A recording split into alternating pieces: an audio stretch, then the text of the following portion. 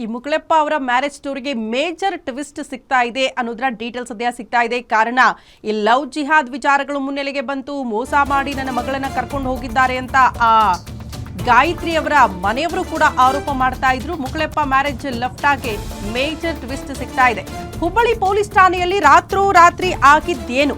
ಹೆತ್ತವರು, ಸೋದರ ಮಾವ, ಆಡಿಯೋ ಮೇಜರ್ ಟ್ವಿಸ್ಟ್ ಅನ್ನ ಪಡೆದುಕೊಳ್ತಾ ಇದೆ ಇಡೀ ಪ್ರಕರಣ. ಯೂಟ್ಯೂಬರ್ ಮುಕುಳೆಪ್ಪಗೆ ಶುರುವಾಯ್ತಾ ಮಂಡೆ ಬಿಸಿ ಅನ್ನೋದು ಪ್ರಶ್ನೆ. ಪೋಷಕರ ಆರೋಪವೇ ಬೇರೆ, ಗಾಯತ್ರಿ ಹೇಳೋದೇ ಬೇರೆ. ಬಲವಂತವಾಗಿ ಕರೆದೊಯ್ದಿದ್ದಾನೆ ಅಂತಿದ್ದಾರೆ ಗಾಯತ್ರಿ ಹೆತ್ತವರು. ಮೋಸ ಮಾಡಿ ಕರ್ಕೊಂಡು ಹೋಗಿದ್ದಾರೆ. ಆದ್ರೆ ಈ ಕಡೆ ಗಾಯತ್ರಿ ಒಂದು ಸ್ಪಷ್ಟೀಕರಣ ಕೊಟ್ಟಿದ್ದಾರೆ. ಯಾರು ನನ್ನ ಫೋರ್ಸ್ ಮಾಡಿಲ್ಲ, ಬದಲಾಗಿ ಸ್ವ ಇಚ್ಛೆಯಿಂದ ಬಂದಿದ್ದೀನಿ ಅಂತ ತನಿಖೆಯನ್ನ ತೀವ್ರಗೊಳಿಸಿದ್ದಾರೆ ಹುಬ್ಬಳ್ಳಿ ಪೊಲೀಸರು.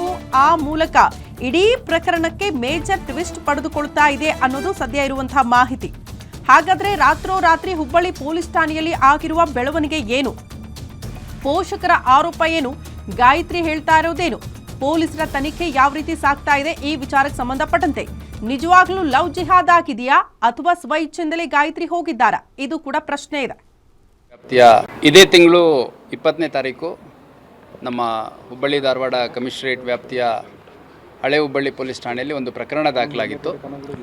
ಅದರಲ್ಲಿ ಗಾಯತ್ರಿ ಅನ್ನೋಂಥ ಒಂದು ಹೆಣ್ಮಗಳು, ಅವರ ಪೋಷಕರು ಬಂದ್ಬಿಟ್ಟು ನನ್ನ ಮಗಳನ್ನು ಖ್ವಾಜಾ ಶಿರಹಟ್ಟಿ ಅನ್ನುವಂಥ ಒಬ್ಬ ವ್ಯಕ್ತಿ ಮದುವೆ ಮಾಡ್ಕೊತೀನಿ ಅಂತಂದು ಬಲವಂತವಾಗಿ ಒತ್ತಾಯಪೂರ್ವಕವಾಗಿ ಓಡಿಸ್ಕೊಂಡು ಹೋಗಿದ್ದಾನೆ.